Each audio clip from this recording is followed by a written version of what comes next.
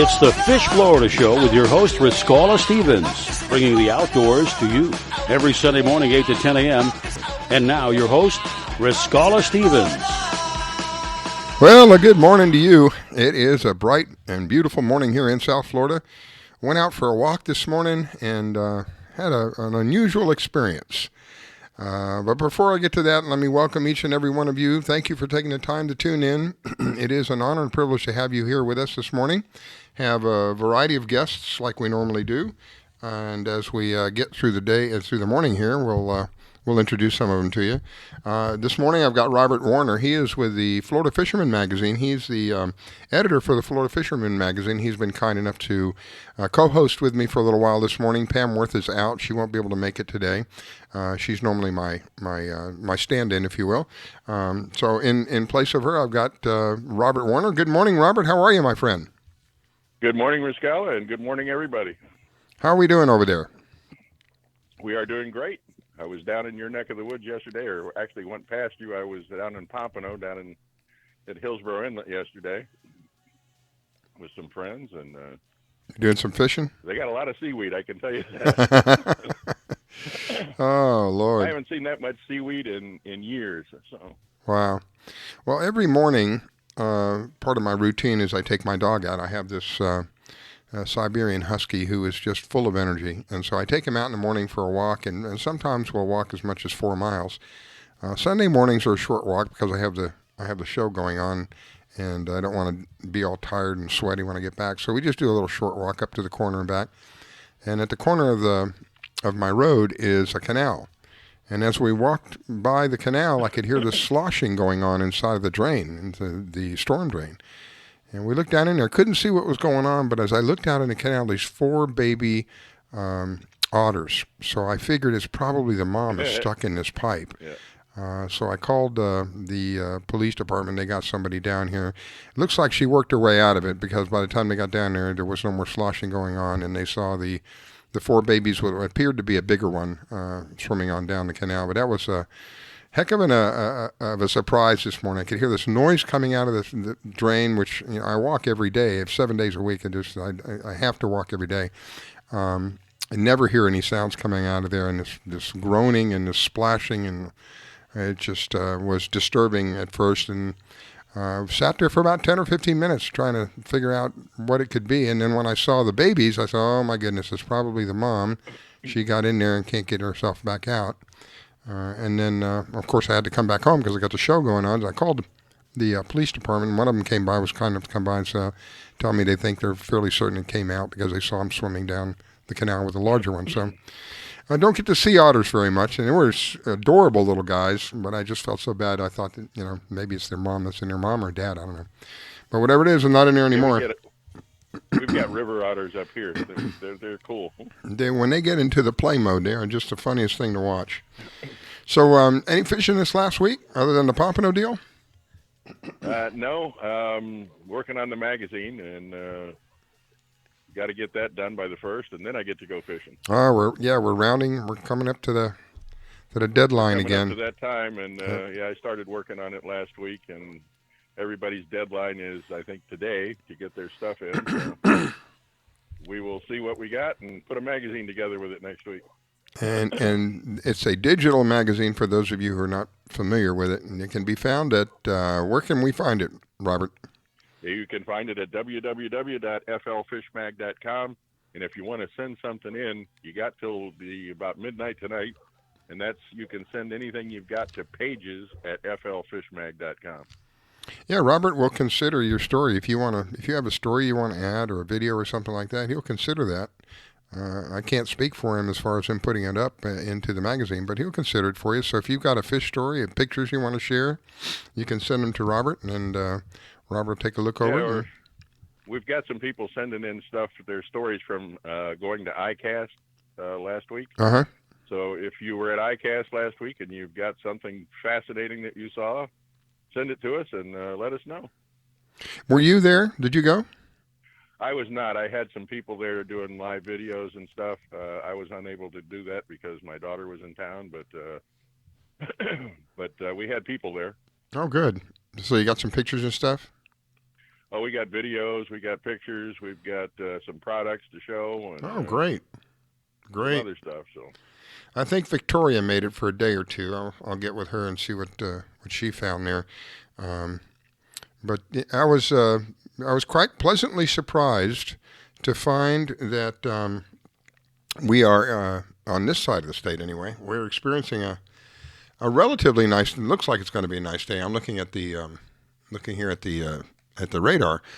The west side of the state, I guess this is remnants of that storm, that hurricane, or that tropical depression, whatever that was, that ran up into New Orleans. And it looks like there's still remnants on the west side of the state of that, and relatively far offshore. It looks like there's several hundred miles offshore, but they seem to be working towards shore, so probably towards the end of the day today, or as we get into the day today, maybe that's a little more accurate, you're going to start seeing some shower activity on the west coast.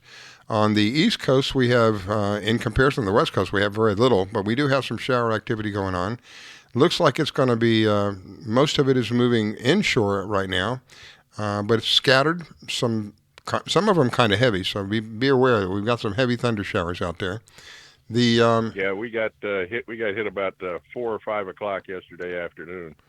I think that was a band that came through here, because we got hit at about 6:30 or 7, and it just rushed right through here, almost like a band in a hurricane. It just whoosh right through here, and a lot of wind, a lot of rain, very short period of time. 5 or 10 minutes goes by, you think the world's coming to an end. 10 minutes later, it's all nice and sunny again. Welcome to Florida. Let's see, the NOAA weather forecast for the area, Jupiter Inlet and down to Deerfield Beach. We have winds about 5 to 10 knots, seas are around 2 feet. Intercoastal waters will be a light chop. There is a chance of thunderstorms. Of course, we've already mentioned that, and it's going to get the chances are going to go up as we get in the afternoon, because we're in that cycle now. According to the beaches, there is today is a moderate risk of rip currents. Just be careful out there. Some of the beaches that we have are some of the really very beautiful beaches that we have, but some of them have rocks, so be careful. There's rocks on the sand. We just got to watch out for rip currents. The bigger the waves, the more chances that the rip currents are going to be stronger. And the easiest way to identify them is just watch the water when it comes in. It's got to go back out. Just watch where it's going back out. You don't want to be in that. You'll get caught up in that, and it's pretty scary. I've been caught up in it a couple of times, and it is kind of spooky because you have no control. I don't care how good of a swimmer you are. This is a mass of water. The whole mass is moving a lot faster and a lot stronger than you could ever be. So if you happen to find yourself caught up in that stuff, swim parallel to the shore. Let it go with the flow, as they say. And then when you get to a certain point, you can swim parallel to the shore and you just come right back in. You get out of that flow and come back in again. So it's going to be a beautiful day for boating. It's going to be a great day for beaching if you want to go out there and beach. Good day for fishing if you're going to get out there and maybe do some fishing off the shore. It's going to be one of those days, nice, hot. Get your hat. Yeah. I was going to say, check the UV index too. Cause, get your hat and get a little mister, and get a hat and get some long sleeves performance shirts or something on, and get on out there, because otherwise you will just turn to toast. So. I hadn't had a lot of experience with this the weather fabric that you're talking about. Yep. Somebody had given me one of these shirts, and I was quite surprised at how you put a long sleeve shirt on, but yet you're not sweating your brains out. It was really, really. Those moisture wicking shirts are great. It was really your bodies. They use your sweat to keep you cool. So yeah, I was surprised. I said, I'm going to put this thing on. I'll be sweating in 2 seconds. And I put it on, and it really. I'm amazed that I'm never. What's the word I'm looking for? I'm always impressed by technology and how far it has gotten into different areas of our lives. Fishing is just one of them. My gosh, there's so many other areas. But the technology that we're talking about, where we have shirts that will take the sweat and wick it so that as the water evaporates, it causes a cooling sensation. That's amazing. And you think about that for a minute. Who thought of that? What kind of...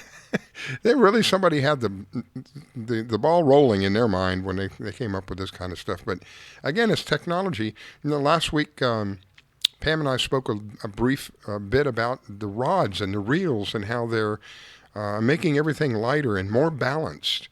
and stronger. You can have a rod now that weighs probably a fraction of a rod that was built as little as 10 years ago, but yet have the flexibility and the strength of two of those rods. So the technology is constantly amazing me, what we go through. Oh, they have come a long way with rods and reels since I was a kid, that's for sure. I think of the little push-button Zebco I had. There's spinning reels out there, I should say. There are spinning reels out there that can have 60 pounds of drag. Now that was ridiculous. When I was a kid, you had to go to like a Penn 10-0 reel to get 60 pounds of drag, and now you can get it in a spinning reel. It's amazing. And Pam was telling me some of the newer reels are semi-sealed, so that you don't get the odds of the water getting up in there are much less. One of the main problems I had with my old reels was saltwater intrusion on the inside. And after a while, it corrodes. It doesn't matter if it's aluminum or what they call stainless. After a degree of time, it begins to corrode on you. And the next thing you know, you got problems. So they really have come a long, long way with the technology. Tsunami has come up with a full line of reels that are sealed. And now they have added stainless steel gears to those instead of the nylon gears and the aluminum gears that some of them had. They've got stainless steel gears, and the reel is completely sealed. These things are just bulletproof. So. Wow. Man, you think about I do. I think about all the reels that I went through because I couldn't get in there and rinse them out good enough. And after about a year or so, they just began to deteriorate. And now we can keep that to a minimum by having them sealed. That's amazing. While we're on the subject of technology, what is, to your knowledge, what is the latest and greatest that we have out there with regard to the fishing rods and reels? Pam and I spoke briefly about it. She said there's some new, I think it was the rods now that they're working on. They got the reels real light. Now it's the rods that they're working on. Well, yeah, there's a few companies that sort of were very innovative in that. There's I'm trying to remember the name of the rod. But if you take a look at Tortuga Custom Rods, if you go online and take a look at their I've heard that. Yeah. They make these, first of all, they're beautiful. They weigh like a half of what a rod used to weigh. Wow. They just built me one for promotional purposes that probably weighs, I don't know, 15 ounces or something. Wow. And it's 50 pounds. It's a 50-pound rod. So these things are ridiculous. And Ugly Stick developed what they called Tiger Light or Feather Light rods a few years ago, and I think that's where this all started.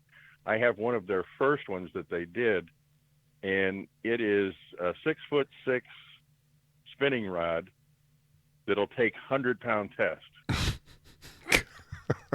That's crazy. I mean, wow. that's just crazy. Okay, so it takes a 100-pound test, but how much of it does it take?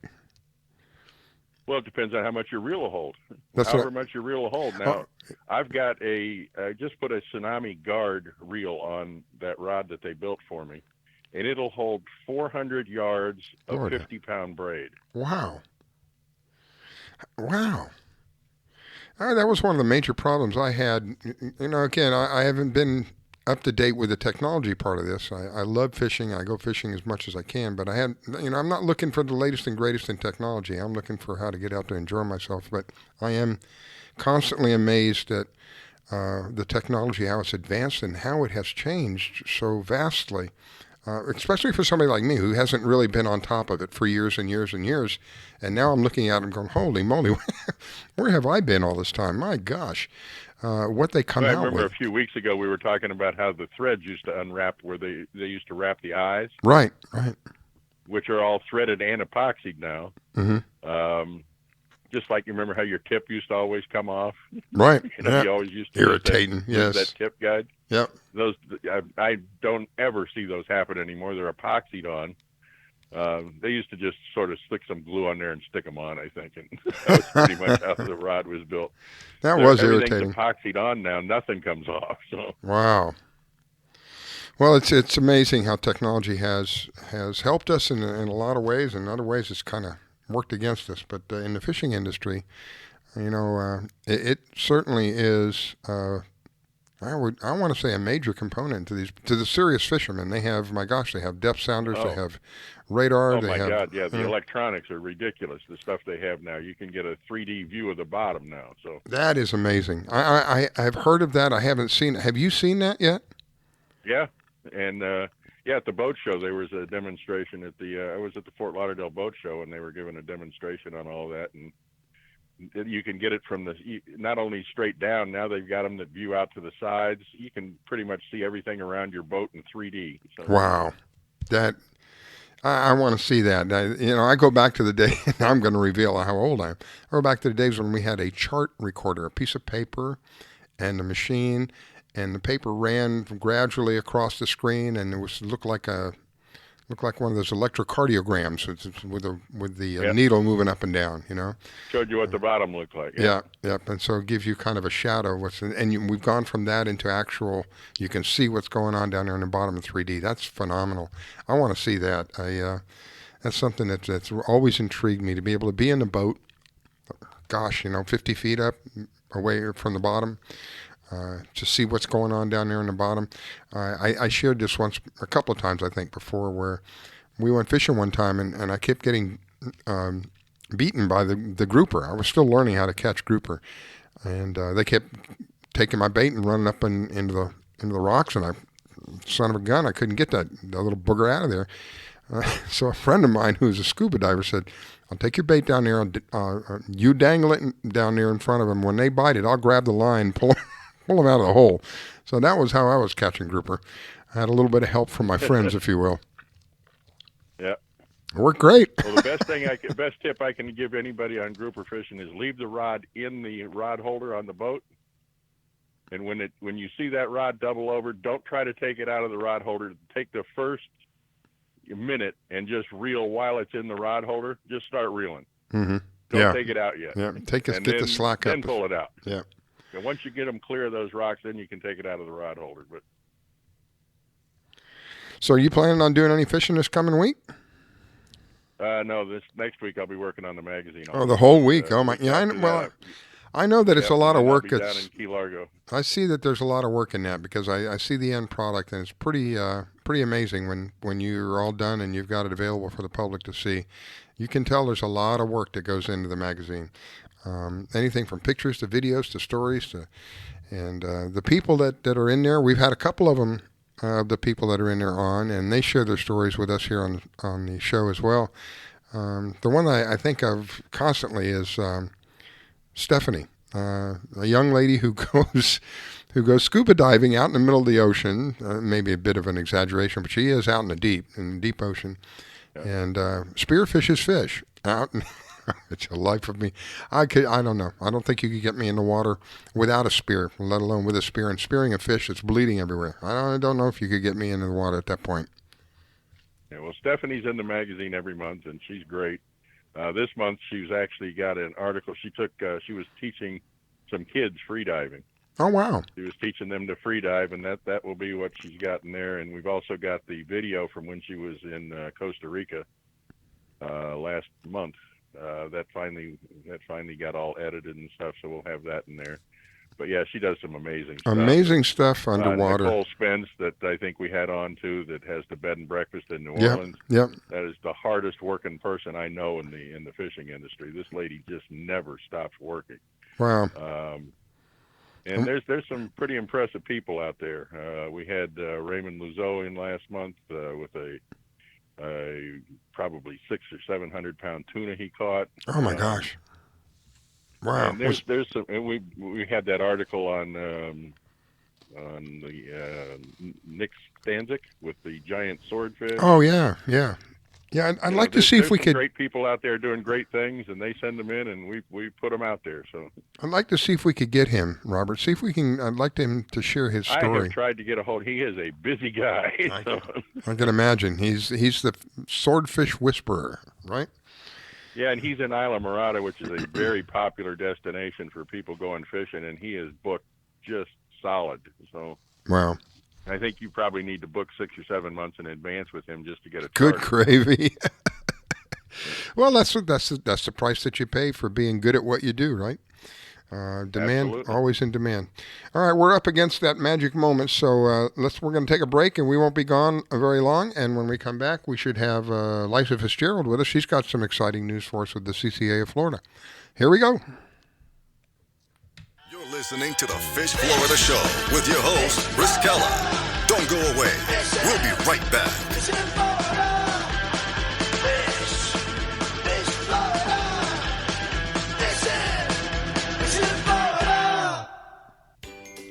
Do you need toner for your Epson, Hewlett-Packard, Canon, Brother, Apple, or Sharp printers? Look no further than Laser Technologies. In business for over 20 years, they offer the lowest prices on toner on the web. They can also repair your laser printers and toners fast and easy. Call their expert staff today at 561-792-9600 or email us at service@laser-technologies.com for all your toner needs. All toner is shipped nationwide. Why wait? Get the lowest prices on toner. Call or email us today. Grace has some pretty stellar arms, like Serena Williams good, but her face is pretty disgusting. Someone please tell him to go back into his closet and leave us alone. Brittany's face is so stupid and I hate her so much. It's like a scientist created her in a lab to annoy humanity and didn't even do that good of a job. Megan reminds me of a troll doll that came to life intent on killing us with her stupidity. Why is Grace's head so big? It definitely has nothing to do with how smart she is and probably everything to do with how bloated she is. He's so funny. Just kidding. Who would find this disfigured flamingo funny? Never post a selfie of yourself. You look so ugly. The only reason you have so many views is because we think you're a freak and we can't look away. Megan is the main reason that the world sucks so much. I would rather get cancer than listen to another Trevor Moran song. You are a mistake. You should have never been born. Drown yourself in a shallow puddle, please. Wow, I hope she's sterile. These really stopped being funny a long time ago. You're so much more than the things that people say about you. Those people have no right to say cruel things to you to make themselves feel better. It's okay that you sound different than everyone else. That's what makes you so special. We will not tolerate it. We will not tolerate it. We will not tolerate it. We will not tolerate it.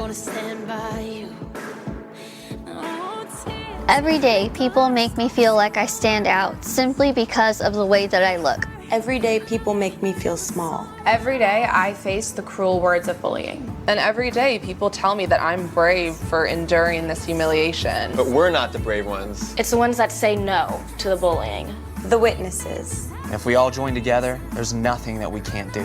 We will no longer be the silent majority. When we see bullying online, We will let the world know that we're going to take action with the eye. Now, when you see online bullying, there's something you can do about it. Our actions will overpower cruel words. I am a witness. I am a witness. I am a witness. I am a witness. I am a witness. I am a witness. I am a witness. There is power in words. But it's nothing compared to the power of the actions that we put behind our words. Visit eyewitnessbullying.org to learn more. I am a witness, and so are you. I'm gonna stand by you. This station is now the ultimate power in the universe. We have ignition. Strap in. 5, 4, 3, 2, 1. I grab my fishing pole and cast it in the water. I fish until dawn. Oh my, I caught a shark. I'm fishing and blowing on when the sun shines all day. They call me a grouper. So I'm fishing and blowing on. Oh yeah. It's the Fish Florida Show with your host, Riskalla Stevens, bringing the outdoors to you every Sunday morning, 8 to 10 a.m. And now your host, Riskalla Stevens. All right, we are back. It is the Fish Florida Show. Good morning to you. If you're just joining us, we will have an archive up in case you've missed anything. You can always find the archives at www.fishfloridashow.com. Let's see. You can find us on Facebook as well. It's many different ways you can listen to the show. The easiest of all of them is to download our app. We actually have an app that is absolutely free to use, free to download. And on that app, you will get a direct link to the show. You can listen live. You'll also have a powerful tool in the palm of your hand. It's not just to listen to the show. There's a whole bunch of things that are on the app itself. So that's the easiest way. Next easiest way, if you're on the computer, just go to Facebook, and you'll find our page on Facebook. Click on Contact Us. That will connect you to our server. If you're not a Facebook fan, you can just go online, www.fishfloridashow.com. There you can reach our live server, or you can find our archives as well. So different ways you can find us, easy, and always available every Sunday, 8 to 10 a.m., And let's see. This morning I have Robert with me. Robert Warner is with the Florida Fisherman Magazine. He's kind of filling in for Pam this morning. And welcome back, Robert. Well, good morning. And, again. And we have Leiza Fitzgerald. Leiza is got some exciting news for me this morning. I can't wait to hear what she's going to tell me here. Good morning, Leiza. Well, good morning, Riscala and Robert. How are you guys this morning? Very good, and yourself? I'm just fantastic. Things are moving along swimmingly for CCA Florida Star. We're excited because we do have another potential winner. We have an iHeartRadio tagged redfish that was recaptured in the Englewood area Friday. The gentleman was registered for the competition and is a life member of CCA. Oh, so cool. He's registered for the last couple of years, so he knows the drill pretty well. I want to ask you, you had someone that was a possible winner, I guess, about 2 weeks ago. Is that right? Well, back in June, at the end of June, correct, we did, and he did pass the polygraph examination with flying colors. He made his choice, and he chose the GMC pickup truck from Conley Buick in Bradenton.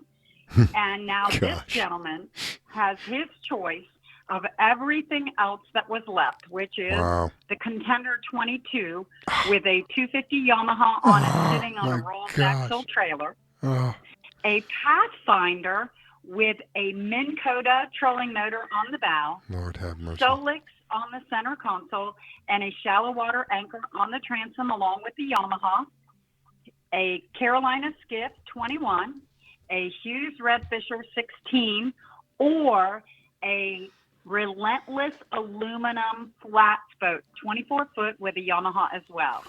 So there's some really great prizes. Yeah, great spread. Wow, Should this guy pass? Go ahead. You talk about people dying and going to heaven. You don't have to die. All you got to do is go fishing. Go fishing, catch the right fish. That's exactly right. Oh, my goodness. It's like a dream come true for some people. So he's going to have his choice of all of these things, one of them, of all of these things. And he did it by doing nothing more than being a member of CCA Florida, registering for the tournament, and going fishing. I love this tournament. There's so many things I love about this tournament. My most favorite part, the only tournament I've ever heard of that I've ever known that has a category for trash. Yes, you can go out, you can register for the tournament, go out and pick up trash, and you may win some money. You may be financially rewarded for doing nothing more than picking up trash. I've never heard of anything like that. But that's what I love about this organization. Riscala, it is sweeping the nation. Since we started this trash division within our competition back almost 3 years ago, it's the Costa Sunglasses was all on board with it. It's the Costa Kick Plastic Trash Division. And since we started this, it has been replicated in many other tournaments and many other competitions.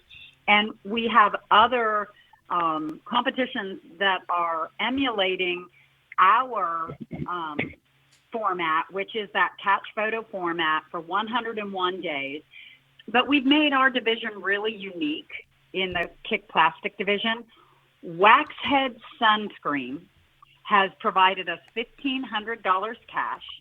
So for everyone who's entering their full 5-gallon bucket full of garbage that they've picked up from coastal waters, they have the opportunity to win $1,500 cash, an inflatable paddleboard from Body Glove, and Costa sunglasses. Now, Sweet. We also have a prize for the most garbage gathered during the 101 days. And then the really cool aspect to this, which we just added this year, in order to engage our youth in picking up garbage, we are giving them a half an hour of community service hours for every 5-gallon bucket of trash that they pick up. Now, a teenager, has got a lot more energy than I got, and I can promise you, I know some teenagers right now that could fill up a 5-gallon bucket in probably 5 minutes.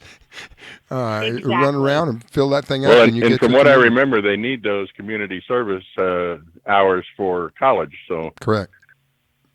Well, Robert, most high schools require you to have a certain number of community service hours per year in order to graduate from high school. Wow, I didn't know that. Yeah, and it weighs heavily on your college application too. So wow. Oh, it certainly does.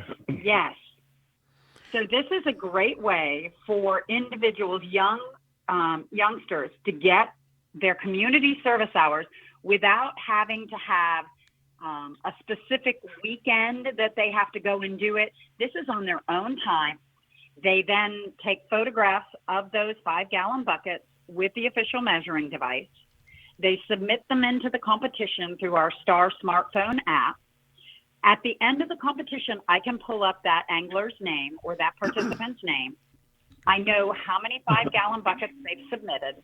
They then have their parent has to sign off on their log, send it to me via email. I review it and make sure that it correlates with what my app numbers show, and then I sign off on it and send it back. It's pretty straightforward. It is. And that, go ahead, Robert. I would love to have all of that information in the magazine for everybody. So if there's any chance you can send that to me, I would love that. So. Yeah, let's get together when we get off the air, and I'm happy to send that to you. I actually reached out to the school board and was able to get it to all of the environmental science educators throughout the state of Florida. Great. Unfortunately, they sent it out after school was over, so I don't know how they get it out to all the youth that are now on summer break. But next year, this should be on fire, and great ways. But think about this. Not only do they have the opportunity to get their community service hours, but they also have their opportunity to win a share of $100,000 in college scholarships. Wow. Presented by Academy Sports and Outdoors. They have the opportunity to go fishing with their family, and they can catch a ladyfish, jack, sheep's head, trout, redfish, snake, grouper, kingfish, mahi-mahi, tarpon, any one of those species. There's 11 species. Any one of those that they catch, they take a photograph, submit it. At the end of the competition, we do, again, a random drawing, so it gives everyone the opportunity to be a winner. It's not just those individuals that are great anglers. It's anyone who can catch a fish.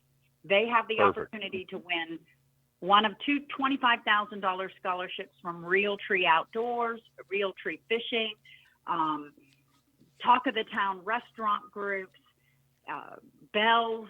There's just so many wonderful opportunities for youth to engage in this competition. And it's only $10, and then Star is free for them. Wow. And $10. I'm glad everybody's gotten involved in the conservation. I saw there was a group of divers that cleared an area the other day. And yeah, I read about that. Too. That was just the fact that everybody is putting some effort in is awesome. Yeah. Well, this is the coolest aspect regarding the Star competition, and that is that it is designed to educate anglers to conservation.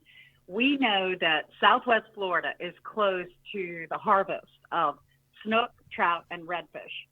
But there are 500,000 reasons for these anglers to get out there and go fishing. They can't keep the fish, but they can take a picture of it, submit it, and they have their opportunity to win brand new boats, trolling motors from Minn Kota, hummingbird units, power poles, all kinds of really cool stuff from different boat companies like Piranha Boat Company, Stump Knocker, Salt Marsh Skiff, Yamaha Motors. There are so many different prizes for people to win. We offer 6 places. So we'll do 6 drawings in every division, and someone will win something. That's amazing. That's awesome. I love it. I love it. Yep. Everybody wins, and really. We just need more people. We just need more people registering. I don't think enough people understand that it's not just about the tagged, iHeart tagged radio redfish or the tagged dolphin. It is about other species and just getting out there and fishing. And any fish you enter can be entered in the Power Pole Conservation Division. We make every angler a citizen biologist. And my terminology for the people who pick up garbage they are citizen garbologists. And it's so much fun to say that. Okay, so while I'm thinking about it, people want to get involved in this. How do people get involved in this thing? So all they need to do is go to our website, which is www.cacflstar.com. There'll be a panel there that asks them to join, to get registered. And if they are already a CCA member, it's only $40 to register for the competition. If you are not a CCA member, you must be.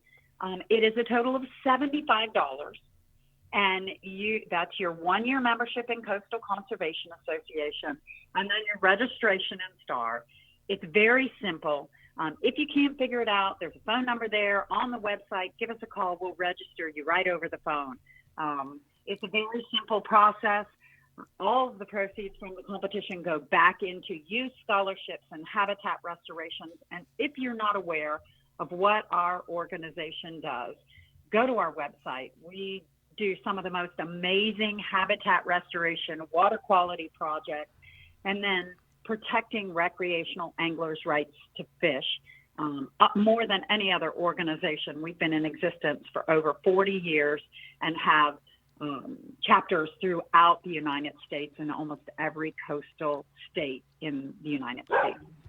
This to me, we would love to have your stuff in the magazine. We have supported the Coral Restoration Foundations since we started. They're the people that replant the coral down on the reef in the Keys.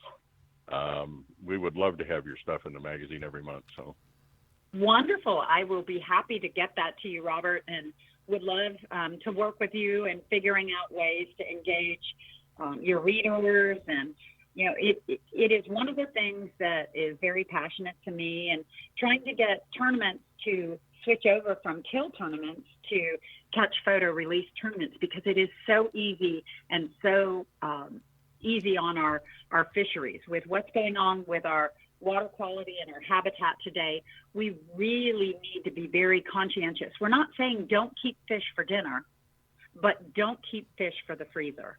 Yeah. But you don't need 15 mahi, you only need 2. Exactly. Go out again. Make the memories while you're out there on the water. It's a repeat. Catch, photo, repeat. Catch, photo, repeat. Keep 1 or 2, and enjoy the time that you get out there with your family and friends. That's the main reason I do this show, because fishing in my life was memories that made, the memories that I still to this day remember, some of them very vividly. And it was all around fishing. My mom loved to fish. My dad loved to fish. I turned out loving to fish. My brother loved to fish. We're a small knit family, very close.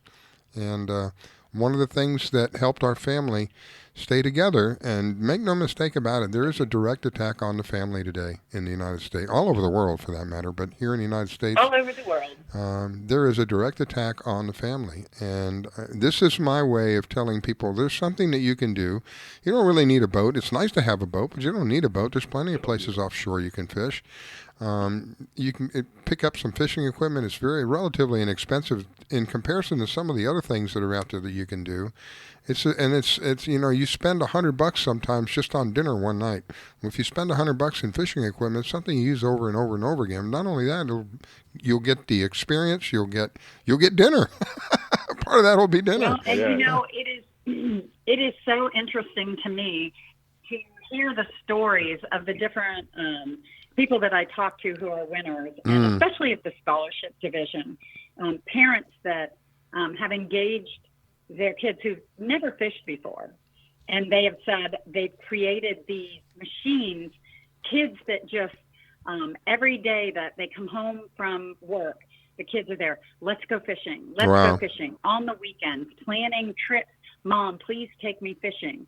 You know, stories of single moms who, what am I going to do with my kids over the summer? Yeah. And it wound up that she just found her son just went to Academy. They bought an inexpensive reel, went out and started catching fish.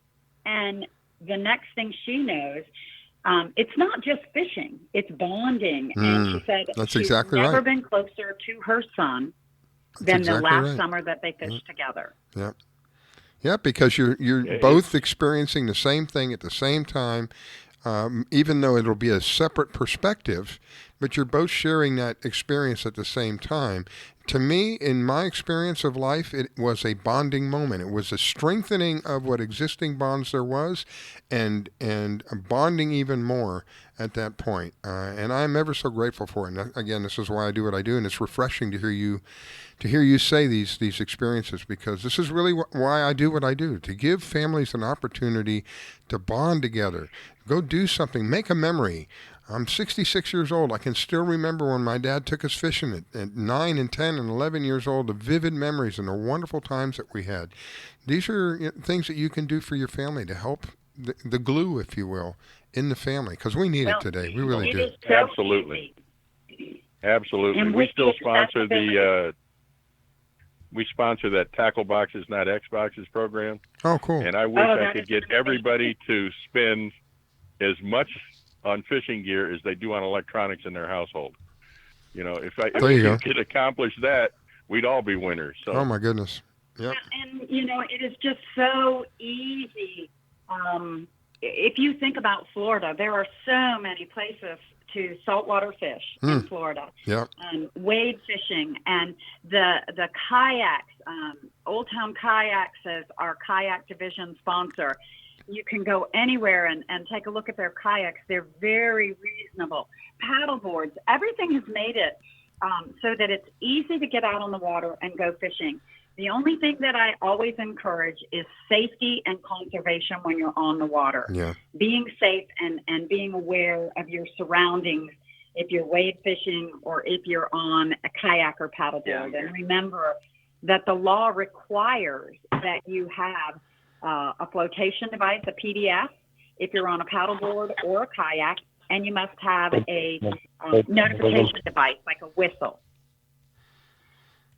Yep. So I try to remind everybody, I love to paddleboard fish, but I so often see other people out on their paddleboards without life jackets, and just not a good first idea. Of all, it's not wise. Second of all, it's not legal. Not a good idea. There's some interesting people I have met. I think I mentioned this guy once before. He's got a website called Bridge Monster, and it's spelled with STAR at the end. Yes. And he has got bridge fishing just dialed in, and that gives guy's people amazing tips on bridge fishing, and because there's bridges everywhere in the state of Florida. And he is like a professional bridge fisherman, and like I said, he's got this stuff dialed in. If you find him on Facebook or look up his website, it's Bridge Monstar, and he is awesome at it. I think his name is Noah. I can't remember his last name, but does some great stuff. You just want to pick up some information on bridge fishing, look him up. So. He hooks some monsters as well. So, oh my, it's amazing. Yep. Yeah. Well, I can tell you, get your folks involved. There's still over 6 weeks of fishing left. You can still get registered. Lots of time to fish until Labor Day. After Labor Day, we'll do our random drawing and announce our winners.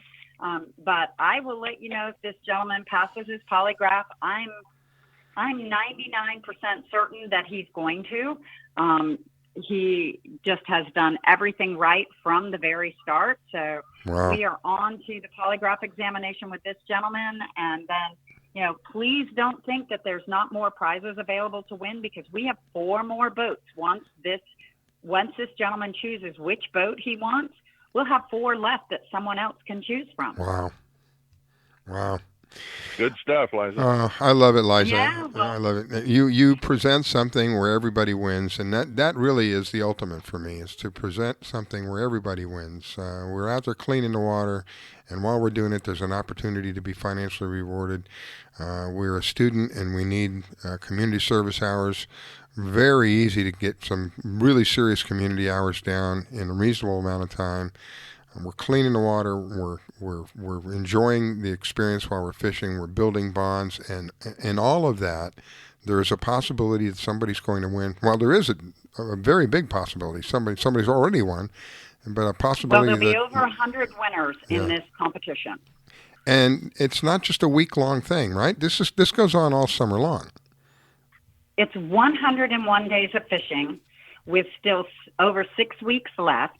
It started Memorial Day weekend, and it will end Labor Day weekend.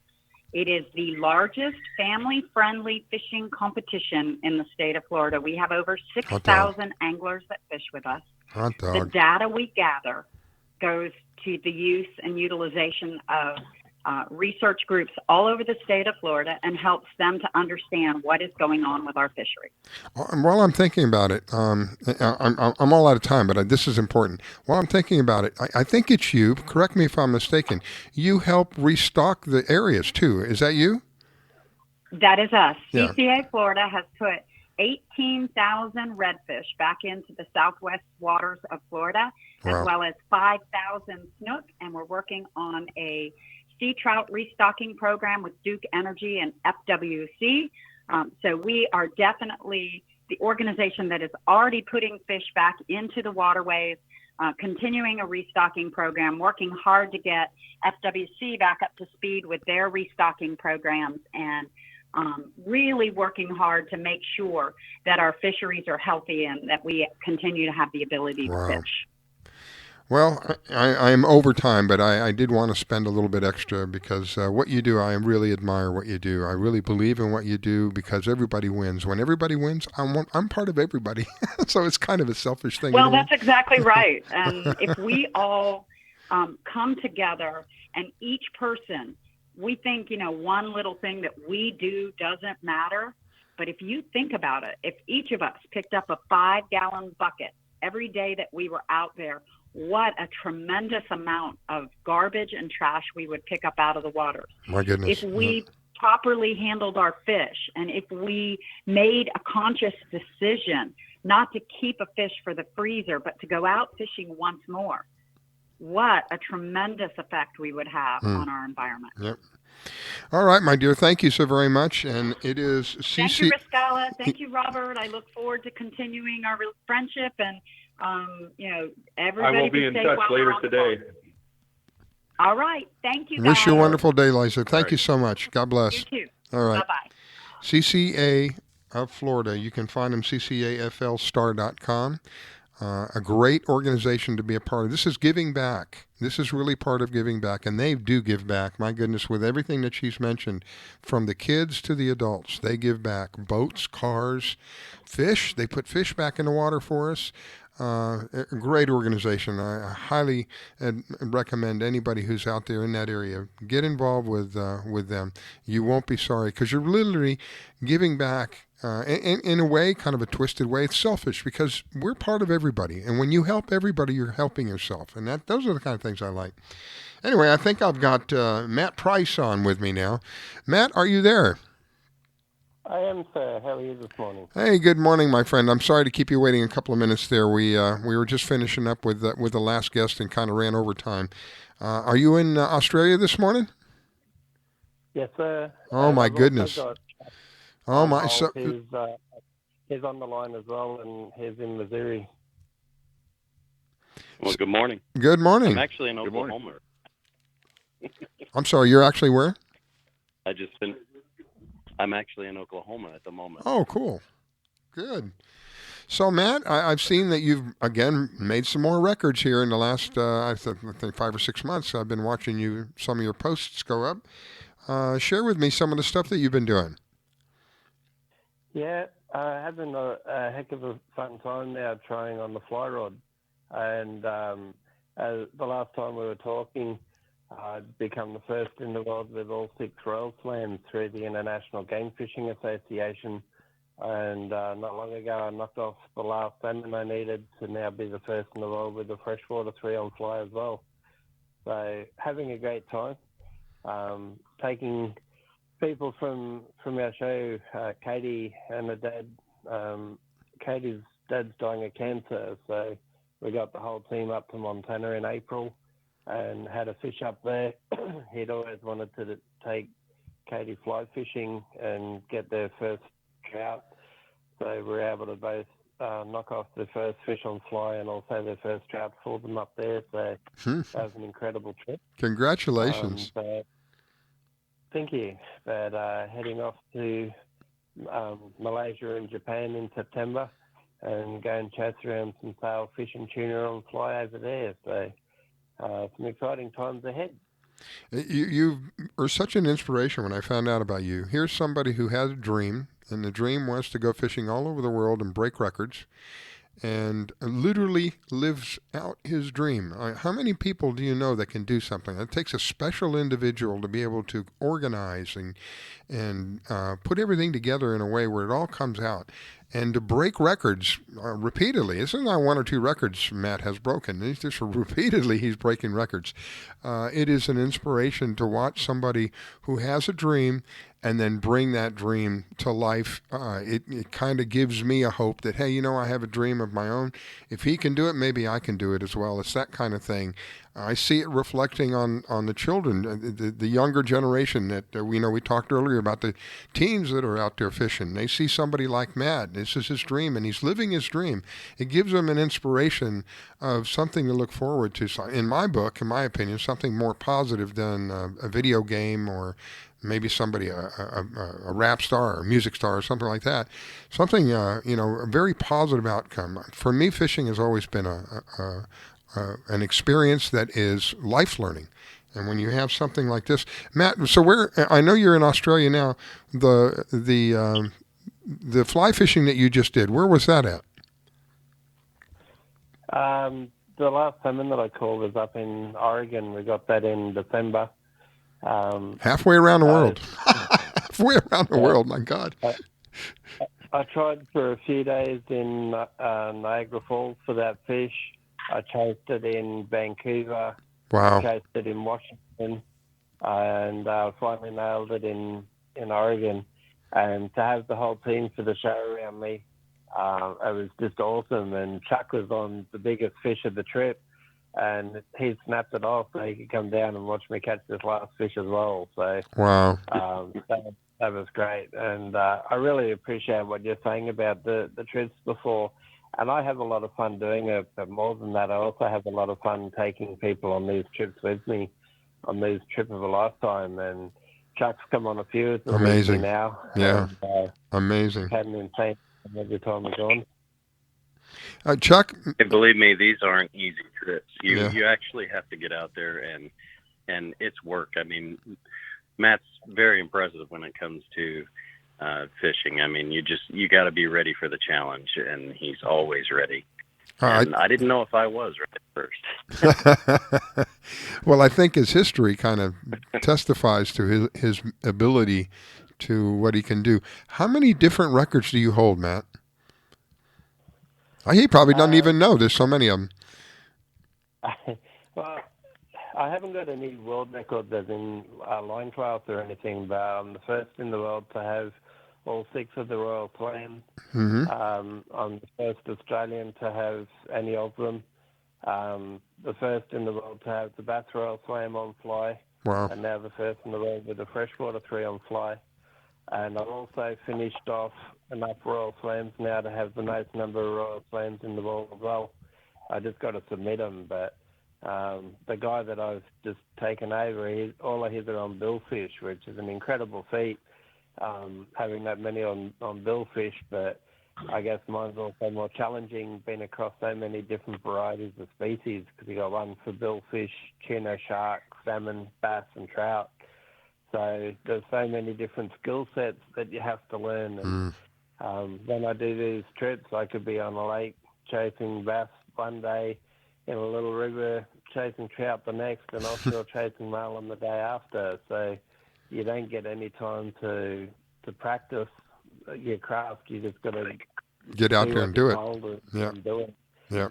And Chuck's been great along the way with some of the places we've gone, using his expertise and skills, and that's what it's all about. If you don't know the area, find somebody that does and go and fish with them, and they'll help you out, and just listen to what you're being told, and anything can happen. Yeah, local knowledge is the key to most fishing. So. Oh, absolutely. Matt would probably make some. You just can't. Go ahead, Chuck. Oh, it's okay. I was gonna say to Robert, Matt, I'm sure Matt can give you some really, really interesting stories about fishing for the magazine. Oh, absolutely. And like I said, local knowledge is everything. I recommend that to anybody. If you're going fishing someplace you've never been, take a charter, hire a guide, do something your first couple of days there so you get the lay of the land, know what's going on. You know, it makes a world of difference in your fishing trip. So you're completely right. One of the most monumental days fishing that I did was with Chuck. We're up in the Smoky Mountains in Tennessee, and we're trying for a trout Grand Slam, which is 3 different species of trout on the same day. So we went to the first spot. We were walking up the river, up to the armpits in water, casting into the rapids, trying to catch a trout. We finally got a rainbow trout. We got out of there, drove down to another creek, and started walking across this paddock. And the guy that was with us said, "The snake's bother you." I was like, "Man, I'm Australian, come on." He said, "Well, this is filled with rattlesnakes and copperheads. What do you want to do?" I said, "Keep going." So we walked about a mile through the snake-infested paddock. We got to the top of the creek, and he said, "Have you ever been through poison ivy before?" I said, "No." He said, "Well, it's either going to kill you, make you really sick, make you a little bit sick, or nothing. What do you want to do?" I said, "Catch my fish." So I went down through the poison ivy. Thankfully, nothing happened. Out the crap out of that hole, didn't catch anything. So we went back up through the poison ivy, further down the snake-infested paddock, back through the poison ivy, caught the brown trout, and then back up through the poison ivy across the snake-infested Lord have paddock, mercy. right up into the top of the Smoky Mountains to a bear-infested forest, and ended up walking through this bear-infested forest right on dark to nail the last one, and caught it on the last cast. My gosh. So, a Grand Slam, but, you know, as you're saying before, fishing's not all about catching fish, it's all about the adventure and the incredible times you get to have with your mates doing it. Wow. Robert, that would be a phenomenal story for the magazine. Yes, it would. Matt, we'll get in touch with Matt here in the next week or two. Yeah. Well, Matt, I'll give Robert your contact info if he doesn't have it, so he can reach out to you. And oh my gosh, what a story! Lord have mercy. Matt and I met each other briefly at the ICAST last year. Oh. Sitting down for breakfast with Ann King. So. Oh my goodness. Okay. Well, so you already have his contact info. Amazing to me, amazing and inspiring that somebody has this dream and is able to be able to work that out in their life and the dream becomes a reality. That is inspiring And if we had more people that did that kind of thing, I think it kind of catches on after a while. It's like kind of like a flu, if you will. It's like you see somebody do it and it inspires you to do it, and before you know it, you want to do whatever dream it is that you have that you want to fulfill. And to be able to call us from Australia, I'm grateful for that. I guess it's about probably 12 hours, right? It's a bit after 11:15 here at night. Oh, Lord, it's more than 12 hours. My goodness. Wow. Yeah, that's what I know. But the thing that inspired me to go and do it was I had a lot of people through my life tell me that you'll never be anything. And I thought, well, why not go and be first in the world at something and prove to people that you can? And that's why I'm doing it again on a fly rod, to inspire people that if I can be first in the world at something that I know nothing about, then why aren't you doing what you want in life? Yep. That's great. Absolutely. That's great. Well, Matt, I'm up against the next break. I so greatly appreciate you taking time to call in, and thank you so much for sharing that story. That was phenomenal. And keep doing what you're doing, my friend. Tight lines to you, and before I go, you are on Facebook, right? Yes, sir. And where else can people find you? So, Matt Price is my personal Facebook page. Our fishing show is Global Adventure Fishing, so they can find us through there. It's probably going to be the easiest one to find, and they can get in contact with myself and the whole team through our Facebook page there. Great. Thank you. I greatly appreciate it. Chuck, thank you for taking the time to call in this morning. I wish both of you a wonderful evening, my friend. And Chuck, you a wonderful day. And I'll be looking forward to getting a follow-up from you, Matt, and what the latest and greatest is. Thank you again. God bless. Have a wonderful day. We're off to a break. So long. Thanks so much for your time. You're listening to the Fish Floor Yes, sir. with your host, I'm going to take off. I'm headed for Jonathan Dickinson State Park. All right, enjoy your day, my friend. You too. Have a great one. Thank you.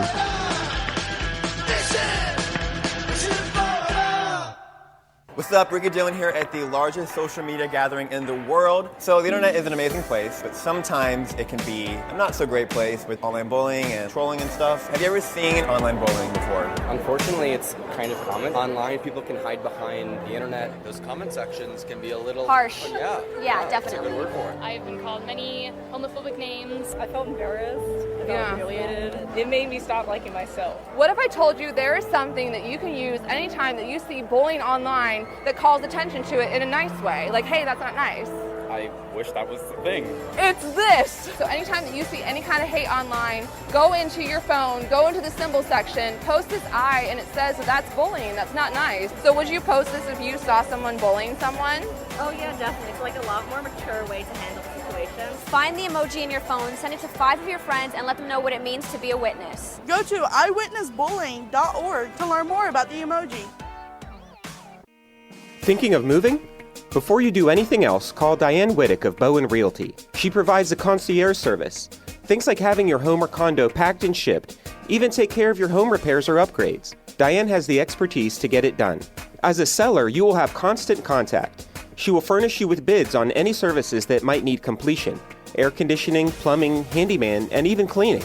Living up north and have a home to sell here in South Florida? Just give her the keys, address, and a signature. Your payment will be wired when the property is sold. That's right, Diane does it all. Thinking of buying? Diane has great listening skills. Tell her what you want, give her your budget, and like a genie, she will make your real estate wish come true. There's no regrets when you choose Diane Whittick of Bowen Realty. To reach Diane, call 561-247-5478. That's 561-247-5478. Diane Whittick at Bowen Realty, located in Wellington at Wellington Trace East and Forest Hill Boulevard. 561-247-5478.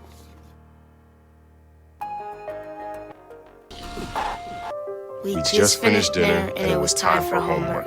He hates homework. It makes no sense. I don't know how he finds anything in his backpack. I can't find my backpack. I couldn't even read his handwriting. Holding the pencil makes my hand hurt. I know he's bright. Why is it so hard for me? He's I'm just trying gotta as try a hard little as harder. I can. When you can see learning and attention issues from their side, you can be on their side. Go to understood.org, a free online resource with support and tools to help your child thrive. Do you have an unusual pet? Did you know that the Rainforest Clinic in Loxahatchee specializes in exotic pets? They see pets that other vets don't. Parrots and chickens, ducks, geese, turtles, snakes, goats, pigs, lizards, and even monkeys. Are you a beekeeper?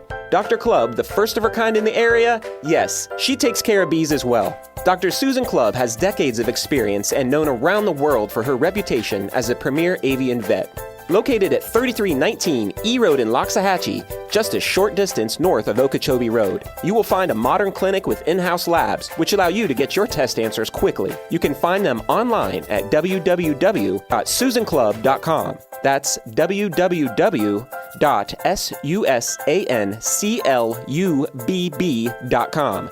Or you can reach her at 561-795-4878. It's Dr. Susan Clubb. That's 561-795-4878. The Rainforest Clinic located in Loxahatchee, 561-795-4878. I grab my fishing pole and cast it in the water. I fish until dawn. Oh my, I caught a shark. I'm fishing and blowing on. When the sun shines all day. Call me a grouper. Stop fishing and blowing on. Oh yeah. It's the Fish Florida Show with your host, Riscala Stevens, bringing the outdoors to you every Sunday morning, 8 to 10 a.m. And now your host, Riscala Stevens. All right, we are back. It is the Fish Florida Show. Good morning to you if you're just joining us. If you've missed any part of the show, we will have archives set up. You can find the archives at www.fishfloridashow.com. All the archives are listed there. You can also listen to the show live through that website as well. The easiest way to listen to the show is to download our app. We have an absolutely free app, free to download, free to use, and you can listen to the show on the app. However, you can do a lot more than just listen to the show. There's a lot more going on that app than just an ability to listen to the show. We have, oh my gosh, you can get the weather, you can get great deals, there's just a whole bunch of things. You'd have to really, I'd spend almost a whole show just telling you about the different things that the app can do all of it, all by itself. But the best of all is you get to listen to us. And it's free. It doesn't cost you anything. It really burns me when they tell you it's a free download. You download it and then you find out it costs you something to use it. So if you're on a computer and you don't want to use your phone, you can find us on Facebook. If you click on the Contact Us button on Facebook, you'll go to our live streamer, and you'll be listening to the show live as well there. So a couple of different ways you can listen to us. www.floridafishshow.com. Listen live on that button. Facebook, click on Contact Us. Or the easiest of all is just to download, if you like listening on the phone, download the app, which is absolutely free. It's the Fish Florida app, and you can listen to us there. My next guest is Captain Neil Holland. Captain Neil is one of those organizations. You know, we talked earlier with Leiza Fitzgerald about the CCA of Florida, an organization that is out there that benefits everybody. This is another one. I love supporting this kind of thing because everybody wins, and I'm part of everybody. So good morning, Captain Holland. How are you, my friend? Doing great, Riscala. Thanks for having me back. I know that you recently had this thing called a Ghost Trap. Is that what they call it? We had the Ghost Trap Rodeo event series sponsored by NOAA. And yeah, you're right. It was a volunteer event, semi-competitive, friendly competition, you could say, where community volunteers came together with their shallow draft vessels to go out in search of derelict fishing gear, including ghost traps and other forms of marine debris. And the stuff that you pick up just doesn't end up by the wayside either. This is what I love about this. What happens to the traps that you find that are derelict and not being used? That's exactly right. Yeah, we have an arrangement, a formal memorandum of understanding, they call it, with the FWC. And they reutilize all of our blue crab traps that we find as new base layer for living shorelines up in North Florida. They're developing some oyster reefs there, pilot programs, and that's what our traps are used for. They're the type of material, and they've already got existing growth on them and it attracts new larval oysters and other types of organisms that you'd want for a shoreline. And that, in essence, helps clean the one. Aren't the oysters one of the water filters we have? Oh yeah, that's exactly right. Yeah. So that's everybody why it's so wins. important. Everybody wins. This is the kind of thing I like. We were talking to Leiza earlier, and she has that trash division in her tournament. Everybody wins. You're cleaning up the environment, and there's an opportunity to be possibly rewarded. You're rewarded regardless, but I mean rewarded financially as well. And in here, when we're talking about the Ghost Trap Rodeo, we're cleaning up the environment. Who's going to win? Everybody's going to win. I'm part of everybody. This is why I try to support these kind of programs, because it helps the environment, and in helping the environment, we help ourselves. I'm just kind of a firm believer that we were given this place to take care of, and we should do that. We haven't been, to the best of our ability, we haven't done that. And I think people are becoming more and more aware of that and wanting to do something, and sometimes they don't know where to turn. Well, this is one of the places you can do. This is one of the organizations you can help. Ocean Aid 360. I think is that correct, Captain Neil? That's exactly right. Yeah, that's right, Riscala. And now our team there at Ocean Aid 360 couldn't agree with you more. And it's worth noting that you start to see the impact and the results immediately, because that's great. These abandoned traps, when you pull them up, you realize that there's life inside. You'll see the stone crabs. A few of them will be alive, and the other ones will be the hollowed out claws or their carapace. And it's because they get trapped inside and they can't get out, and they die, and they act as bait for the next marine life to come in right behind them. So it's important to do something about it. And you're breaking that cycle. When you retrieve that trap, you're breaking that cycle. Yeah, that's exactly right.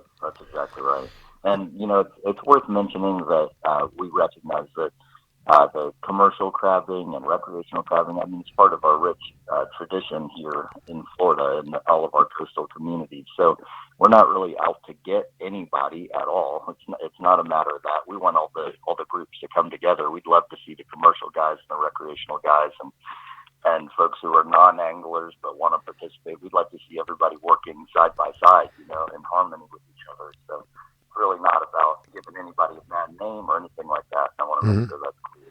I would think that this is complementary to them, simply because what we just spoke about. We're breaking that cycle. So you have hundreds of traps out there that are constantly trapping crabs or whatever it is that these commercial fishermen are going after, and it's a repeated cycle. One goes in, gets trapped, dies, another one follows that one and dies, and we go on and on. This eventually helps them, because it helps the I can't think of the right word. Resource. Yeah, the resource. The resource availability, And I think an anecdote that I would tell you is from our most recent search that we did just about a week ago. I had a small group of people out on my boat, and we were looking for abandoned traps during the the FWC's closure of all blue and stone crab trap fishing, which happened between July 10th and about July 15th. And anyway, one of the traps that we pulled up, it had 15. We counted 15 adult stone crabs. I mean, the kind that you would love to have on a plate, and those were alive, and then there were another 3 that were dead in the box that had, it was just hollowed out shells. Yeah. So, it's really important to see what we can do about this kind of stuff, and make sure that there's plenty of, stone crabs and blue crabs and fin fish for all of us to enjoy. And it's cleaning up the water again. This is why I go back to the. I started many years ago in the recycling business. I started in plastics. And plastics are a really neat product, but plastics have a dark side to them, and that is they're made from petroleum and they don't break down very easily. And as cool as plastic is, because you can take it and you can melt it and you can use it again, and within reason, you can use it again and again. It's almost like wax. You can use it again and again and again. But the thing about it is, when it got into the environment, it just was not something that was conducive to a healthy environment. It wouldn't break down. It caused all kinds of problems. And now we're dealing with all kinds of problems in the ocean. There's so much plastic in the ocean. So I got involved in recycling a long time ago. And when I first heard about your program, I think it was Pam. I'm almost sure it was Pam Worth that told me about it. I said, "What do they do with it?" Because I'm so cynical sometimes. Well, what do they do with the traps? And she said, "I think they recycle them." I go, "If they recycle them, I'm in." We get that question a lot. Everybody wants to know what happens to the traps. What's next? Yeah. You know? Yeah. And I'm glad for it. It means people have a higher sense of awareness about these kinds of things. Yeah, I mean, you can go out and claim that you've cleaned something up, and all you've done is move the trash from one place to another. If you're not going to handle what you're cleaning up properly, we're really kind of chasing our tails, so to speak, if you will. And so when I find out about recycling, I want to be involved in as much as I can in recycling and making people aware. The problem that we have with plastic is not a permanent problem if people will get involved. Plastic can be made from other things. It doesn't have to be petroleum-based. It can be made by other things, and they'll break down. A young teenager, I think she's 19 years old, out of Mexico, if I'm not mistaken, has developed a way to make plastic out of cactus, which will break down in 30 to 45 days in the environment. These are the kind of things I like to pursue because what we've been doing in the past really hasn't been conducive to a healthy planet. And when I hear about programs like CCA of Florida, Ocean Aid 360, these are conducive to a healthy planet, and these are what I highly recommend people to get involved in, because my parents taught me something in growing up, and that was leave the place better than it was when you came. If at all possible, always do that. We haven't been doing that. My generation, I am sadly to say, has fallen behind. We haven't been leaving a better place, and as a result of that, we're suffering.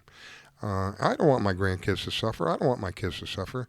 And doing a little part, when there's a whole bunch of us doing just a little piece, my goodness, it all adds up. Imagine putting a penny in a jar and putting a penny in that jar every day, day in and day out. And that's only one penny, but I promise you after about 2 months, you're going to have a pretty much full jar of pennies at that point. And this is my point. A bunch of us by ourselves may not be able to do a whole lot. But when we come together and we join something like this, it is amazing the outcome that we can have. And the benefit is for everybody. Everybody wins. You can't, there's no way you can lose. Holland, can I give you some proof of exactly what you're describing? Sure. I've got our statistics from our full event period. We've been doing this for the last 1 month, one event each month for the last 6 months. And then we just had our last one last weekend. So the total number of traps, of derelict and abandoned traps that were collected were 406 traps, which is just astronomical. And that was all here in the Tampa Bay area. And the total number of pounds that were collected between those 406 traps and other types of marine debris, finding someone's igloo cooler, finding their beach chairs that were jammed up in the mangroves, all kinds of things like that. The total number of pounds that were collected by our volunteers over the events were 26,391 pounds. Lord have mercy. Of trash. Wow. Yeah. And it's properly taken care of. That's the other half of the equation is that it's properly taken care of. It's just not trash and it's moved from one spot to another. Something is done with it where it becomes conducive to the health of the planet. And again, everybody wins. How can you lose in something like that? Leaving a better place for my kids, for my grandkids.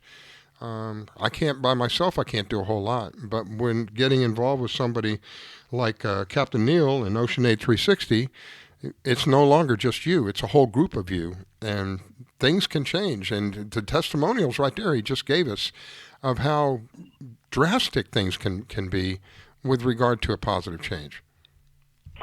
There's one other dimension on that I want to speak to for a moment, and that is, when you come out and participate in something like this and give freely of your time, the people that you meet and the friendships that you make through that is just it's pretty remarkable. We've had volunteers come out to each of our events, and I think they're going to be friends of ours for life at this point. It's just united by kind of shared aims, shared goal. Mm-hmm. Well, you're sharing the same experience. This is what I have said many times about why I do the fishing show. growing up for me, fishing was a family thing. It helped my family stay together. And I know it's repetitive, but I'll say it again because it is important. Families are under attack today. We are under a direct attack. We need everything we can to help each other build bonds and build relationships, hold our families together. When we're doing something all at the same time, we're experiencing a fishing experience. We're experiencing going out and picking up these abandoned crab traps and things of that nature. We're all experiencing at the same time. Whether you're doing it with a stranger or you're doing it with a family, there's a bond that's going to build there because you have a commonality between the two of you. You have this belief that you want to make things better. And in doing that, you build a bond. So that's a part that we really haven't talked about, Captain Neil. The ability to have friends that are on the same level of you and believe in what you believe in, that's great. You can't put a price on that. I couldn't agree with you more. And, it's so easy when you're not participating and you're not doing any of this stuff to connect with your community. It's so easy to sit back and feel cynical about the direction the world is headed in today and all of this kind of thing. But when you get out there and you start giving some of your time and showing some civic responsibility and doing what you can, I think that you start to realize that the world, there's still a lot of positivity out there and a lot of people who are interested in coming together for a great reason, and just wonderful folks here in the community. So it's worth doing. It'll reassure you on your view of the world today, I think. I know for me, when I get involved with something like this, when we're done doing what we're doing, I did some volunteer work here about a year ago here in West Palm Beach for a place that no-kill shelter, one of the largest no-kill shelters. We did quite a bit of volunteer work for them, a group of us. You feel better about you. You feel better about the world. You have a satisfaction that you can't buy. You can't put money on. It's knowing that you've done something that has helped in some way, shape, or form. That's priceless to me, and I appreciate what you guys do. I really do. Thank you. Thanks, Pascala. Yeah, and I really appreciate you helping us get the word out to your many listeners about what we're up to and building some awareness with us. Thank you so much. Really appreciate you. Well, it's an honor and a privilege, my friend. If we have more people like you doing what you're doing, you and people like CCA Florida doing what they're doing, restocking the estuaries with fish, cleaning up, paying people you might get paid to clean up, going out and picking up derelict traps and things of that nature, making the environment better in general for everybody. Those I would 110% support, and I believe for me it's just an honor and privilege to be a small part of that in whatever way I can be. Thank you, my friend. I greatly appreciate it, and I wish you a wonderful day. It's a pleasure, Rizkala. Thank you so much, and I hope you have a great day as well, and a great day to all your listeners out there. Thank you, my friend. I'm looking forward to having you back on with more updates. Okay, I look forward to it, and I'll talk to you soon. You're listening to the Fish Florida Show with your host, Rizkala. Don't go away. We'll be right back.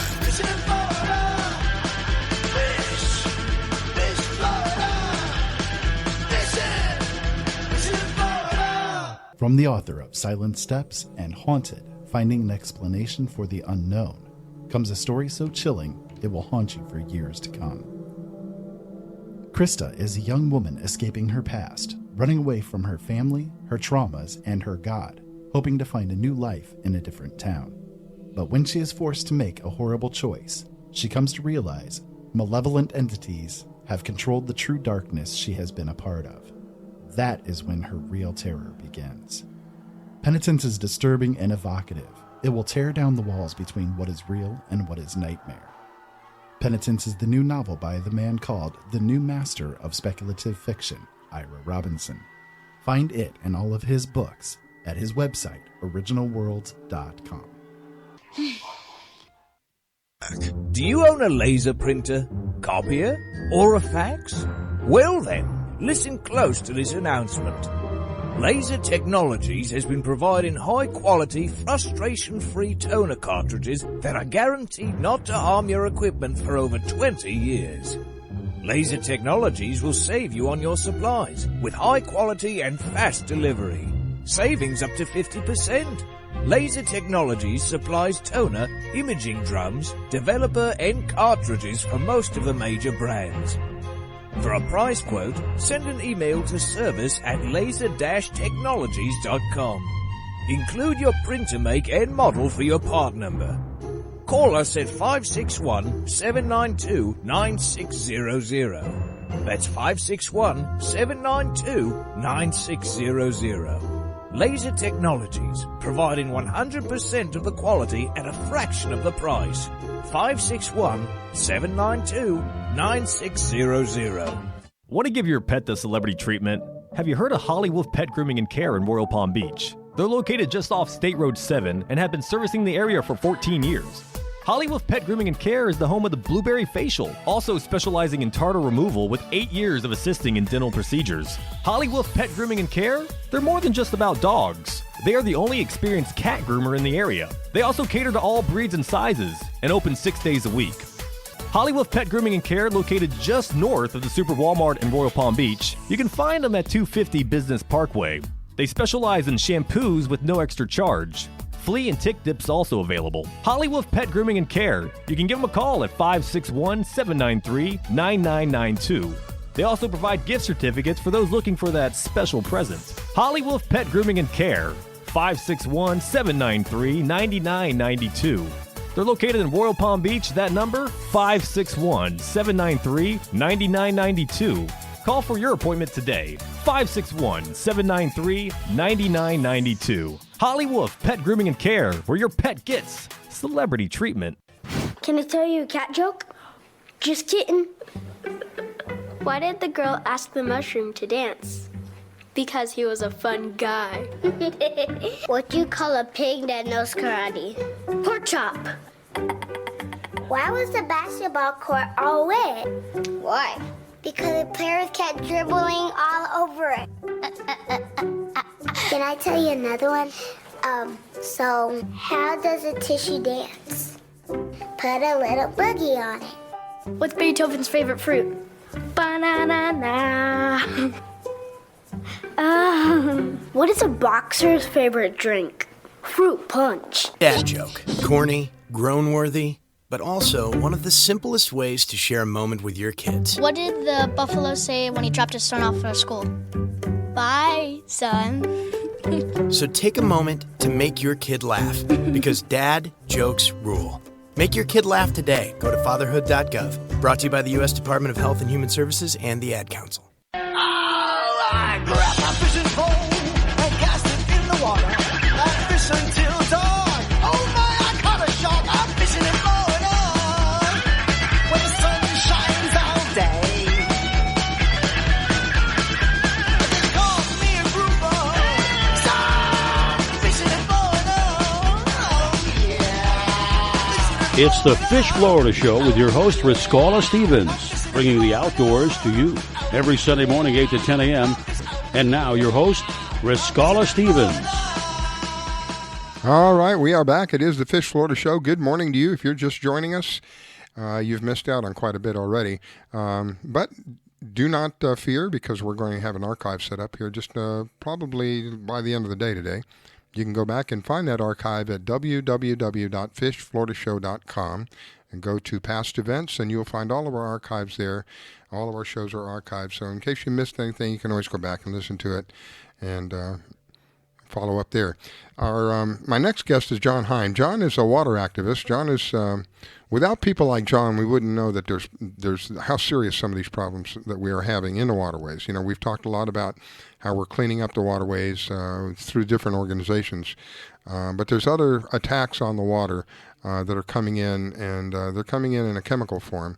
And John is one of those who has kind of devoted much of his life to having clean water. You know, our bodies are, at any given time, our bodies can be anywhere from 70 to 80 to 90% water. And if we're not taking care of the water around us, we're not taking care of ourselves. And John is one of those who, he's kind of a watchman, if you will. In the old days, they would be the ones who'd get on the rooftop and yell about a danger that's imminent. And John is kind of like one of those. He's caught a lot of grief about it, which just about anybody nowadays. If you're out there telling the truth about anything, you're going to catch grief about it. That's just the way things are today. But anyway, John, welcome to the show. Good morning to you, my friend, and let's get an update about what's going on. Hey, good morning to you, and thanks for having me once again. Here we are about a year later since we first kind of met up on your show, and much thanks to you for giving me time on the show. I kind of giggle when I listen to the introduction, and one thing I've learned is being an activist and a truth teller about the water, it gives you very little friends. Yeah, so that's for sure. Yeah. You make enemies real quick doing this kind of thing. I understand that because it goes against the grain. But yeah, and quite ironic to me that we're on a fishing radio show talking about fishing, and what was it last year that really polarized this problem of pollution within Florida? It was the amounts of dead fish. Yeah. So one thing I've also learned throughout all of my years of advocacy and activism is it seems to be we're not only fighting dirty water and chemical-laden water and the powers that be that are doing the polluting and allowing the polluting, we're also fighting something called complacency in this area. Yeah. So we have to really change the mindset of the general thinking in South Florida to where it is your responsibility to be a Floridian, and that includes taking care of the water. John, I got sad news for you. It's not just in South Florida, this complacency thing. I see it happening all over the world. I see it happening in our country. It's really, really disturbing how we are allowing certain things to happen. Really, you go back just as little as 40 or 50 years ago, these people would be taken to court and put in jail by the time it was all over. And yet it continues on, and people hail them as heroes. And so I see this. What you've chosen to do is not an easy road by any stretch of the imagination. You're going to be vilified. This is common, and they're going to find different things, awful, horrible things that you've done in your past, and how dare you speak out against them. This is what we're seeing today. Anytime you turn on the radio or the TV, this is what's being reported today. Somebody's lashed out at somebody from the time that they've started, and when that person who has been speaking the truth says anything about them, it's the person who's speaking the truth now becomes the perpetrator. So this is common, and I commend you for having the strength to put up with it, because many people will not. Many people give in and say, I just can't do this anymore, and I know you felt like that a couple of times. But I want you to know there's people out there who appreciate what you do. I for one, it's not good news. It's not something that is all enlightening and great, but it is important. This is a vital part of our lives here. We have water on 3 sides of our state. If we're not taking care of the water, we're in deep, deep weeds. And unfortunately, we won't be the ones who have the weed eater in hand. It'll be somebody above us.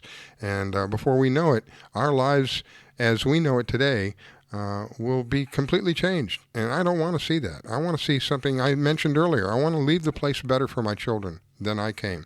I want my grandchildren to enjoy some of the things that I enjoyed as a young child. Being able to freely go down to the water and immerse yourself in the water, not have to worry about anything.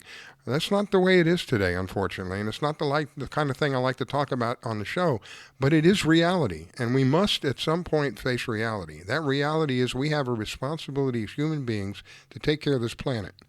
And somebody like John brings out, he's the messenger. Unfortunately, many people want to shoot the messenger, but he is the messenger. He is the one who has the information. He's the one who's years of his life on this. He's there on the front line, literally. He had gotten sick from this stuff in the hospital. You were hospitalized last year, right?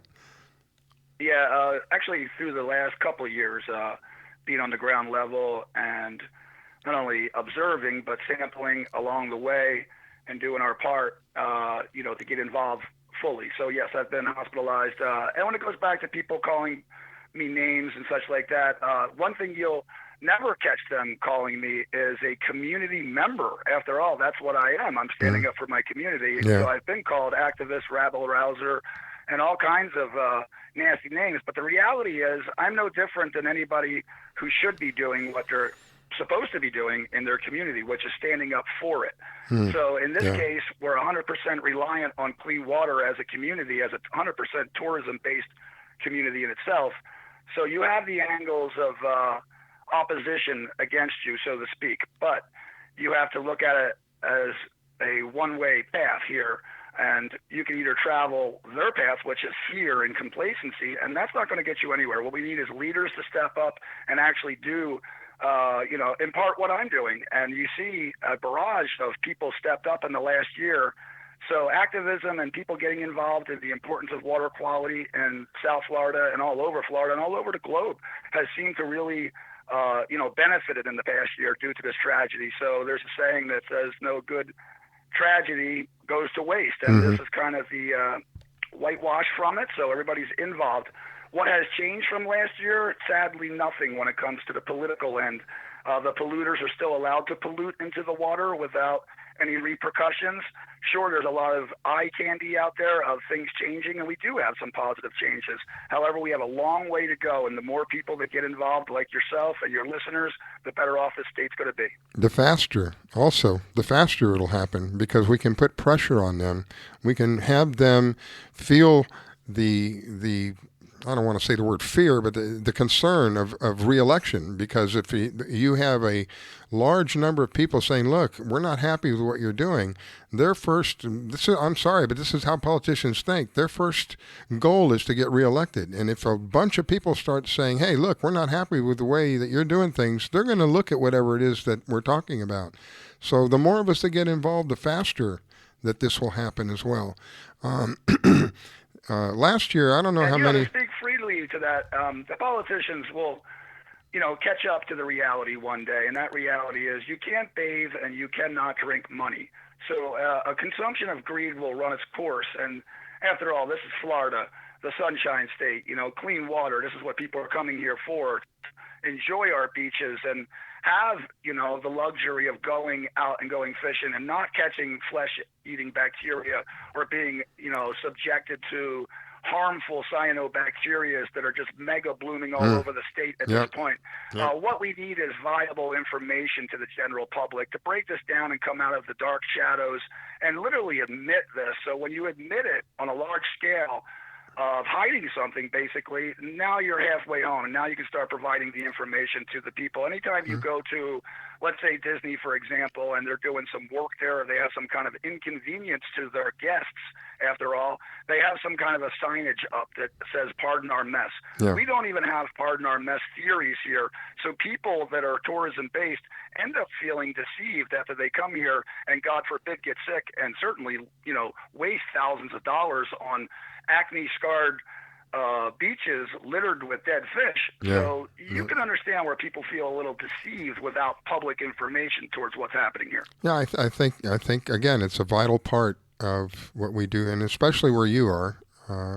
Tourism is a big thing in Florida. Again, we're surrounded by three sides in this peninsula by water.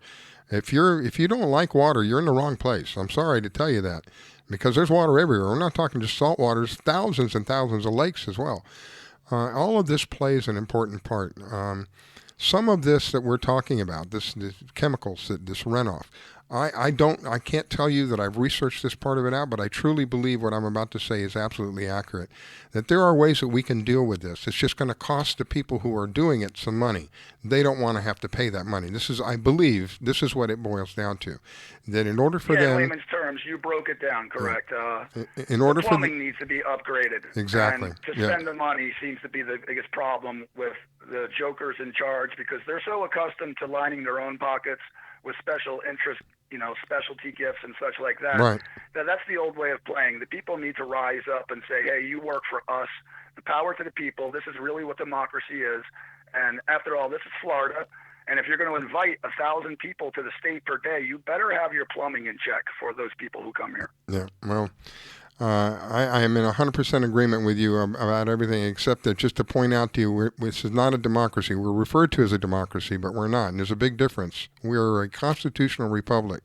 And in a constitutional republic, the people are the power. The people are where the government derives its power from, and many of us have, I don't want to get political, but many of us have forgotten that. We are a constitutional republic. It's important for people to understand that we use a democratic system to vote people in, but we're not a democracy, because in a democracy, the mob rules. 51% says yes, then you have to go along with 51%.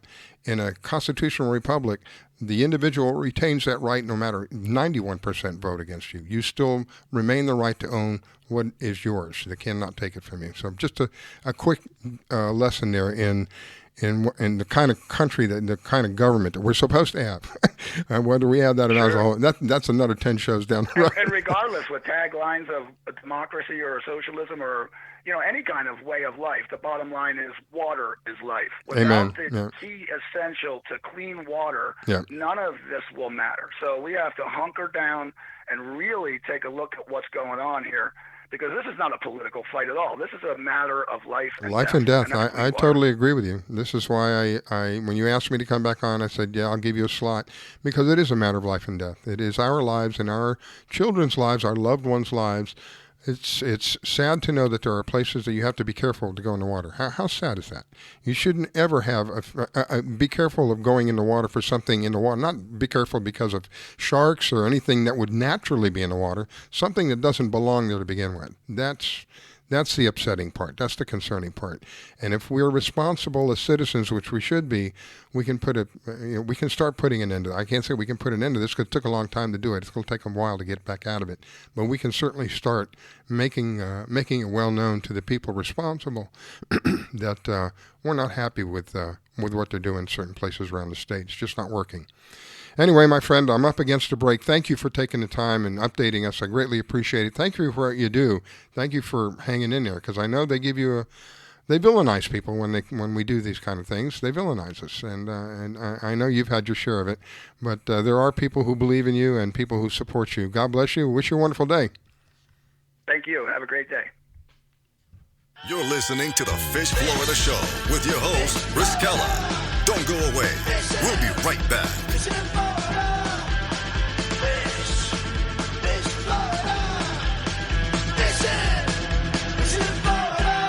From the author of Silent Steps and Haunted, Finding an Explanation for the Unknown, comes a story so chilling it will haunt you for years to come. Krista is a young woman escaping her past, running away from her family, her traumas, and her God, hoping to find a new life in a different town. But when she is forced to make a horrible choice, she comes to realize malevolent entities have controlled the true darkness she has been a part of. That is when her real terror begins. Penitence is disturbing and evocative. It will tear down the walls between what is real and what is nightmare. Penitence is the new novel by the man called the new master of speculative fiction, Ira Robinson. Find it and all of his books at his website, originalworlds.com. Do you own a laser printer, copier, or a fax? Well then, listen close to this announcement.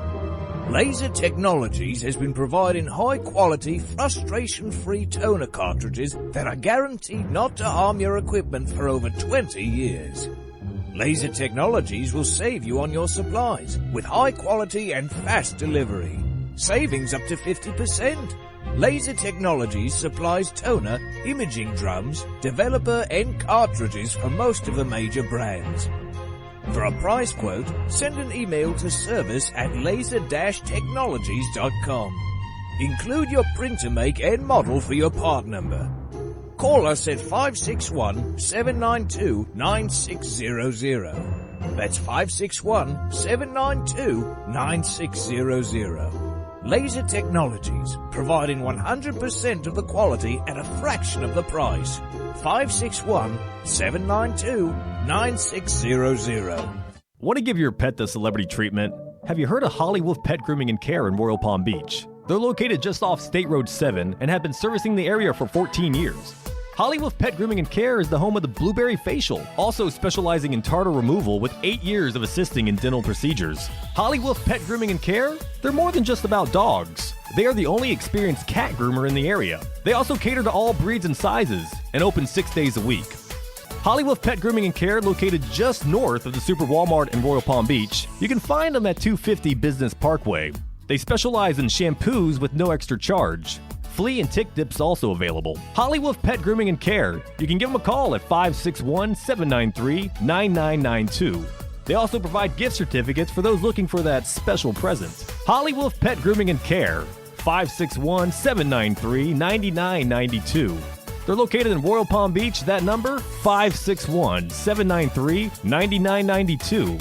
Call for your appointment today, 561-793-9992. Holly Wolf Pet Grooming and Care, where your pet gets celebrity treatment. Can I tell you a cat joke? Just kidding. Why did the girl ask the mushroom to dance? Because he was a fun guy. What do you call a pig that knows karate? Pork chop. Why was the basketball court all wet? Why? Because the players kept dribbling all over it. Can I tell you another one? So how does a tissue dance? Put a little boogie on it. What's Beethoven's favorite fruit? Banana. What is a boxer's favorite drink? Fruit punch. Dad joke. Corny, groan-worthy, but also one of the simplest ways to share a moment with your kids. What did the buffalo say when he dropped his son off for school? Bye, son. So take a moment to make your kid laugh, because dad jokes rule. Make your kid laugh today. Go to fatherhood.gov. Brought to you by the U.S. Department of Health and Human Services and the Ad Council. I grab my fishing pole and cast it in the water. I fish until dawn. Oh my, I caught a shark. I'm fishing and blowing on when the sun shines all day. They call me a grouper. So I'm fishing and blowing on. Oh yeah. It's the Fish Florida Show with your host, Riscala Stevens, bringing the outdoors to you every Sunday morning, 8 to 10 a.m. And now your host, Riscala Stevens. All right, my friends, we are back. It is the final segment of the show, and thank you so much for taking time to tune in and allowing us to share with you our experiences.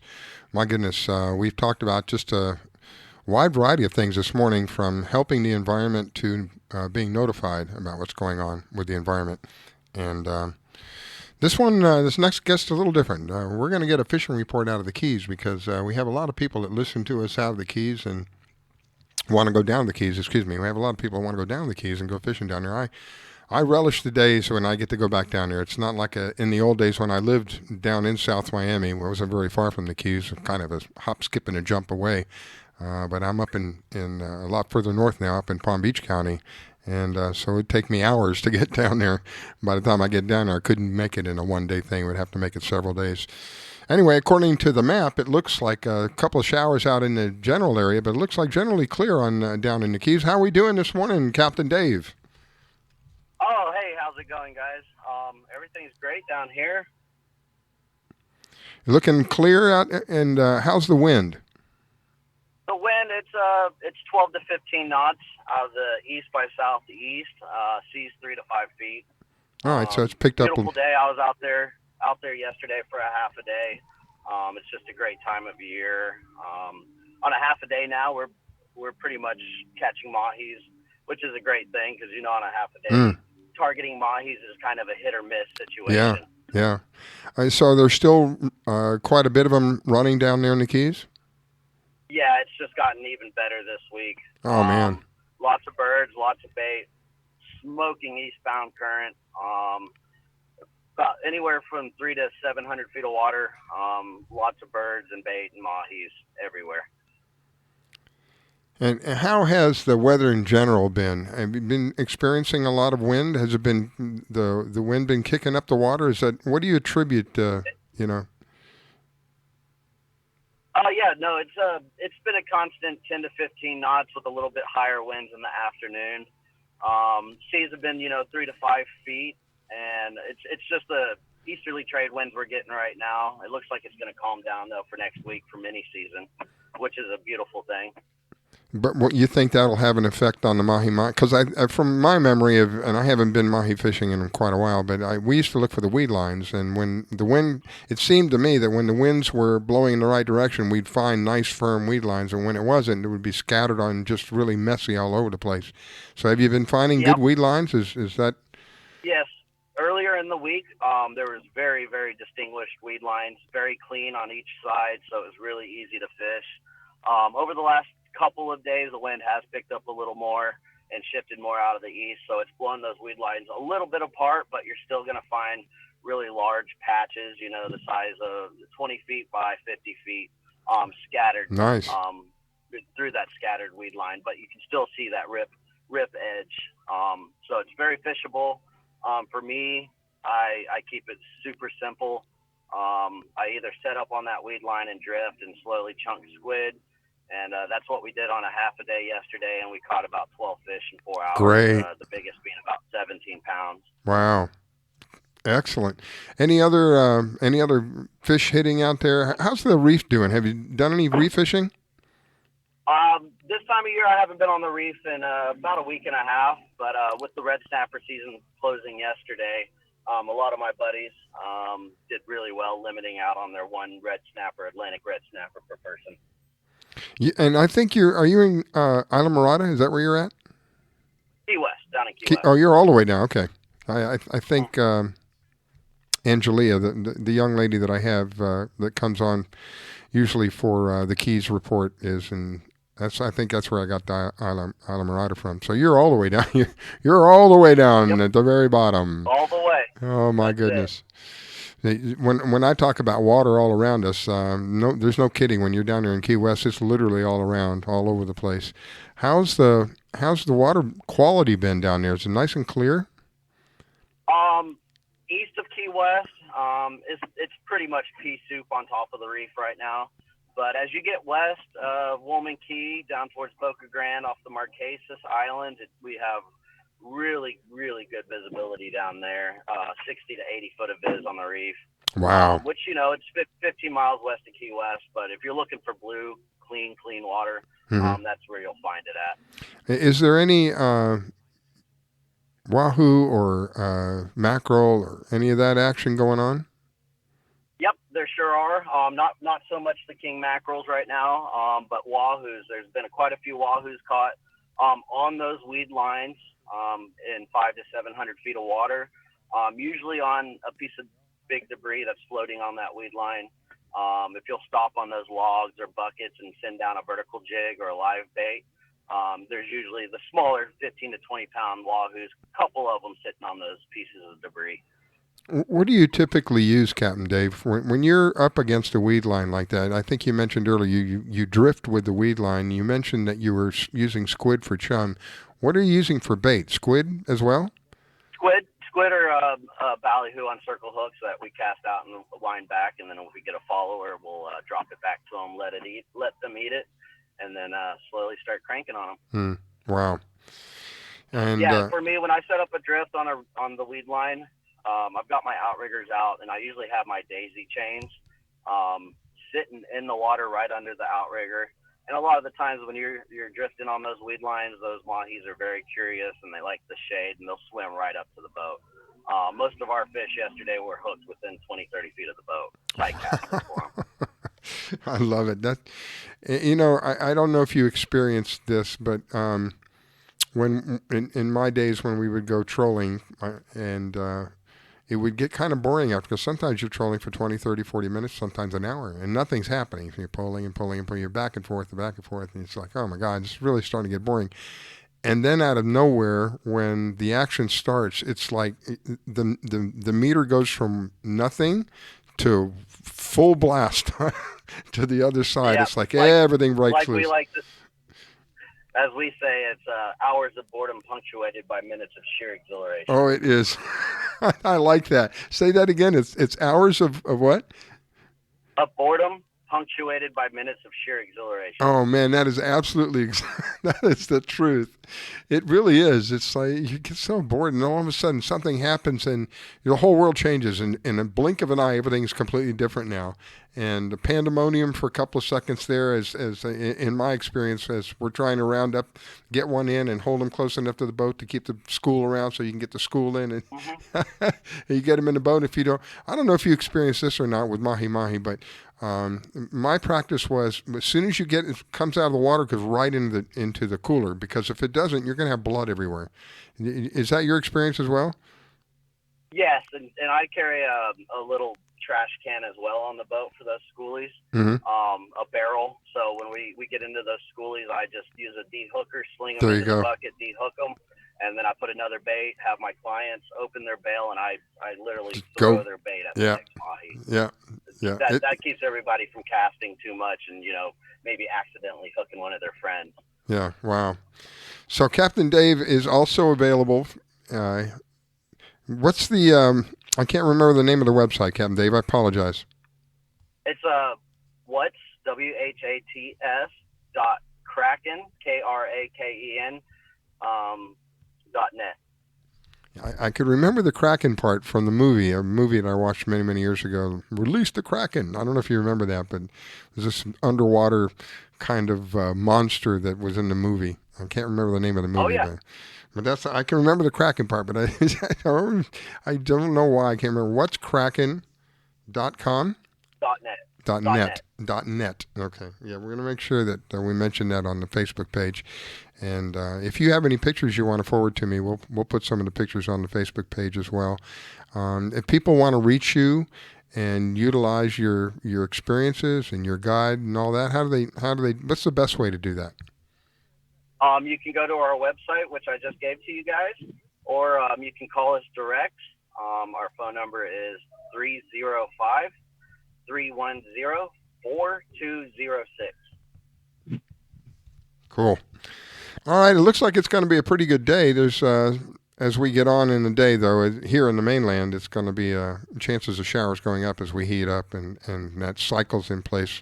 I don't know about down there in the Keys, but according to the radar, generally speaking, we're going to have some showers here and there, but it's going to be a great day. Another great day to get out there and do some fishing, enjoy the beach, and just have a good time. And if you are going down to the Keys, Captain Dave is somebody that you can look up. He can give you guides. He can take you out. How far? What is the most common thing people ask you to do, Captain Dave? Just fishing in general, or do you go out specific? Yeah, my half-a-day trip's my most popular. I fish a lot of families with kids, little kids. So great. It's either half-a-day snapper or this time of year half-a-day mahi fishing, because we can pretty much get that done on either done on a half-a-day right now. Mm-hmm. And I think with the way that's warming up, half a day is just about perfect. You get out there. It is. That 7 to 11 trip is perfect before that sun gets up in the sky, and especially this time of year. Most of the time we don't have wind, so by a full day, 3 o'clock, it gets pretty warm. It's scorching. It's scorching. Yeah. Have you noticed that when you get out into the really deep water where it's blue? Do you feel that it's hotter out there? Because to me, it felt like the sun was literally reflecting off of the water. The heat was reflecting off of the water, where it's hotter there than it would be like standing on the sidewalk, for example. I find it actually cooler offshore. Yeah. When we get back to the dock and we have to fillet all the fish we catch. Oh, when there's no wind, yeah. It's pretty brutal. And where our marina is, it's pretty tucked out of any kind of wind other than a north wind. So I actually enjoy it more offshore than being at the dock doing maintenance or anything else. I find it cooler offshore. Wow. Yeah, as long as there's a little bit of wind, that helps. But in those days, there were few that I had, but I was, oh my gosh, one time we went out of Isla Mirada. We put in at Papa Joe's. I don't even think it's there anymore. It's across the street from Bud and Mary's. And we went out to the lighthouse, Alligator, I think that one's called. And from there we went like 20 miles due east of that out into one of the shipping lanes. I think it was a southern shipping lane. Found a tree semi-submerged out there in the middle of nowhere, semi-submerged, and just fish all around it. And I had one of the best experiences I've ever had in my life. There's really something about fishing in the Keys. It's just different. I can't put my finger on it. The entire way of life down there is different, but just fishing down there itself is different. It's always been a phenomenal experience for me. That one I just briefly described was one of the best fishing experiences I've ever had in my life. My gosh, there were fish all over the place, and here the ocean was literally like a puddle. It was just as calm as you could. It was hot as all get out because there wasn't any wind, but it was just as calm as you could be, and just unbelievable. All right, my friend. Well, I'm about out of time. Before we go, one more time, if people want your services, they can reach you at what? They can reach me at our website, which is whats.kraken.net, or you can call us directly at 305-310-4206. Captain Dave. Thank you, Captain Dave. Greatly appreciate it, my friend. I wish you a wonderful day. God bless you. Looking for more updates from you in the future, and we'll talk to you soon. All right. Thank you so much. Have a good day. Bye. Bye-bye. All right, my friends, that about does it for us for today. Thank you for taking the time to tune in. It has truly been an honor and a privilege to have you with us. And you can find us again next week, 8 to 10 a.m. here on... oh, my goodness. All right, getting a little bit of feet. We'll make it work. See you in a week.